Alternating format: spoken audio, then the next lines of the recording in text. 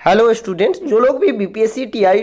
2.0 में भाग लिए हैं उनका स्कोर कहीं ना कहीं अच्छा है। तो उनके लिए ये काफ़ी गुड न्यूज है, क्योंकि बीपीएससी की ओर से यानी कि शिक्षा विभाग की ओर से जल्द ही आपका काउंसलिंग होने जा रहा है। ये मैं नहीं कह रहा हूँ, ये कार्यालय का आदेश है और आप देख सकते हैं 22/12/2023 से इसको लेकर जो है वीसी भी आयोजन किया जाएगा। साथ ही साथ यदि हम बात करें तो देखेंगे एक ही जिले के नहीं हैं जो हम गलत कर सकते हैं। जिस तरह से जमुई का जो ये लेटर जारी हुआ था तो कई सारे लोग के मन में डाउट था कि यह फर्जी है या क्या है, ये सत्यता इसकी क्या है। लेकिन जब अब दूसरे ज़िले जो कि बक्सर से आया है और जिसमें इस बात का स्पष्ट जिक्र है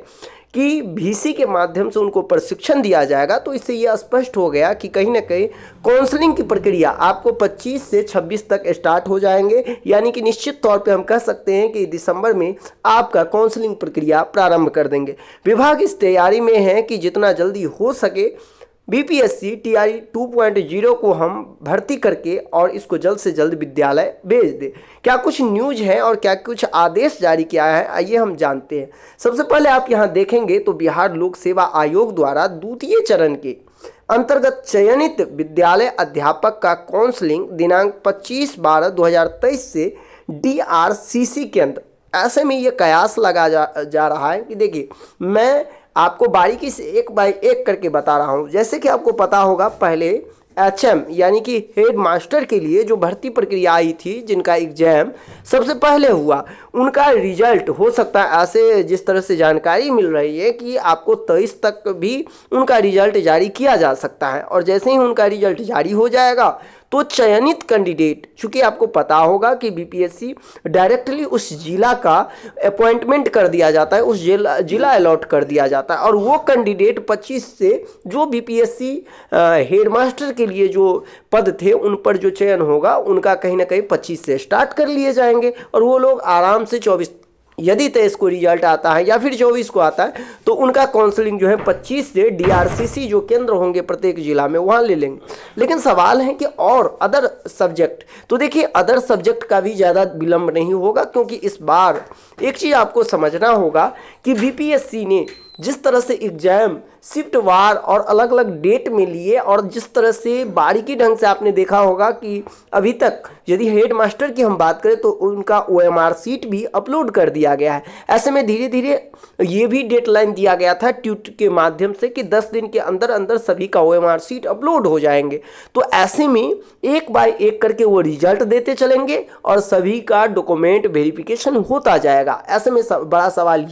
है कि यदि आपका मार्क सही है, यदि आपको लग रहा है कि कहीं ना कहीं हमारा रिजल्ट होने वाला है, तो आप अपने डॉक्यूमेंट को लेकर बिल्कुल तैयार हो जाए। क्योंकि ऐसा आपने देखा होगा पिछली बार हुआ था कि आज बीपीएससी रिजल्ट जारी करते हैं और नेक्स्ट डे आपको जो जिला अलॉट किया जाता है, कोई भी जिला हो सकते हैं, कोई ज़रूरी नहीं है कि आपको होम डिस्ट्रिक्ट मिल जाए, और सीधे तौर पर आपको फौरन जो है सुबह में या अगले दिन आपको उस जिले में जाकर के काउंसलिंग करवाना होगा। ऐसे में अब उन लोग को तो खास तौर पे जो 11th और 12th में है, जिनको कहीं ना कहीं ये पूर्ण विश्वास हो गया होगा कि मुझे इस सब्जेक्ट में इतने नंबर आ रहे हैं तो मेरा रिजल्ट होना लाजमी है, तो वो लोग अपना डॉक्यूमेंट रेडी रखे, पूरे तैयार रहे। जैसे ही आपको रिजल्ट जारी किया जाता है और जो जिला अलॉट किया जाता है, आपको उस जिले में जाकर के अपना काउंसलिंग करवाना होगा। देखिए ये भी कहा गया है कि जितने भी कंप्यूटर ऑपरेटर हैं, आपको पता होगा कि कंप्यूटर ऑपरेटर के द्वारा ही जो आपका जो डॉक्यूमेंट वेरिफिकेशन होता है वो होगा और वीसी के माध्यम से प्रशिक्षण का जो आयोजन किया जाएगा। देखिए जैसे ही वहाँ आपका डॉक्यूमेंट वेरिफिकेशन हो जाएगा, आपको कहीं ना कहीं जो है वो ओरिएंटेशन के लिए भेज दिया जाएगा। तो विधिवत रूप से कहीं ना कहीं ये ऐसा लग रहा है कि जनवरी में पूरे यदि हम देखा जाए तो आपका कहीं ना कहीं विद्यालय अलॉट करने की पूरी शिक्षा विभाग ये पहल कर रहे हैं कि जितना जल्दी हो सके बीपीएससी टीआरई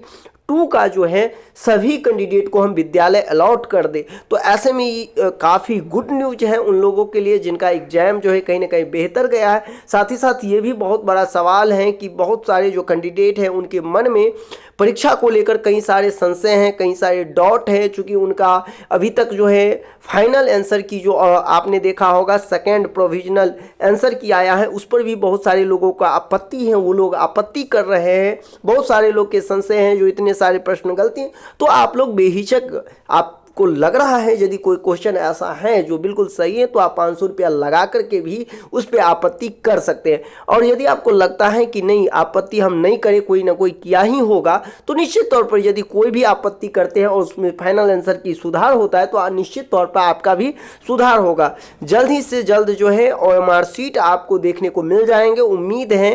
कि 25 से 26 तक हम यदि बात करें तो 25 से 26 तक जो है जितने भी कैंडिडेट हैं सभी का OMR शीट जो है अपलोड हो जाएंगे। यदि देखा जाए तो 11th और 12th का कुछ लेट लग सकते हैं, बाद बाकी जितने भी कैंडिडेट हैं सभी का जो है वो अपलोड हो जाएंगे जल्द से जल्द। साथ ही साथ कई सारे लोगों के मन में ये भी डाउट है, उस डाउट को मैं क्लियर कर दूं, और वो डाउट है OMR को लेकर। देखिए कई सारे लोग क्या किए हैं, जब इस बार आपने देखा होगा सिर्फ और सिर्फ जो है वो OMR शीट में आपके नंबर को जो रोल नंबर था वही गोला करना था। अब सवाल हुआ कि कुछ लोग ऐसे हैं जिसमें यहाँ भी कलर कर दिए और यहाँ भी कलर कर दिया और कोई ज़्यादा मिस्टेक नहीं है। अब उन लोगों के मन में ये सबसे बड़ा संशय है कि क्या मेरा रिजल्ट हो पाएगा या मेरा OMR शीट रिजेक्ट कर दिया जाएगा। तो देखिए ये सबसे बड़ी बात है, देखने वाली बात यदि आप देखेंगे तो BPSC ने तो ये साफ कह दिया था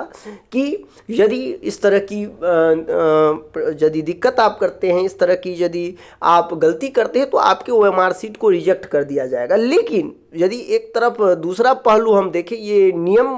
को, यदि आप तो आपने देखा होगा जब आपका फिंगर लिया जाता था उस समय आपके OMR शीट को भी स्कैन किया जाता था। ऐसे में ये बात तो आपको समझना होगा कि जब आपका OMR शीट स्कैन होता था तो आपके OMR का जो रोल नंबर है वो ऑटोमेटिक उसमें फिल हो जाता था। ऐसे में कहीं ना कहीं आप यदि OMR शीट में अपना रोल नंबर गलत भी मिस्टेक वश आप किए हैं तो कहीं ना कहीं निश्चित तौर पे ऐसा लग रहा है कि इसके कारण से आपका रिजल्ट पेंडिंग नहीं होगा। दूसरी बात वो है कि कुछ लोग क्या किए हैं गोला करके और डबल में तो कलर वो किए, लेकिन जब उनको पता चला तो वो क्या किए ब्लेड से उस चीज़ को हल्का से या किसी भी तरह हटा दिए। देखिए उन लोगों को भी कोई परेशानी नहीं होगा, हाँ, लेकिन कुछ लोग ऐसे होंगे यदि उसको फाड़ ही दिए होंगे, वो फट गया होगा, तब तो निश्चित तौर पे उनका कहीं ना कहीं, चूँकि OMR शीट जो है वो निश्चित तौर पे आपको पता होगा कि वो मशीन के द्वारा चेक होता है तो कहीं ना कहीं रीड नहीं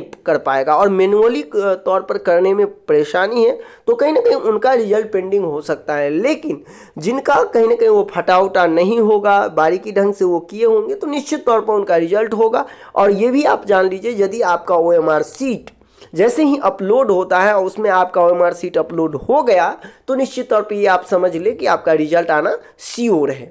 ऐसे में कई सारे लोगों के मन में ये भी डाउट है कि क्या यदि दूसरे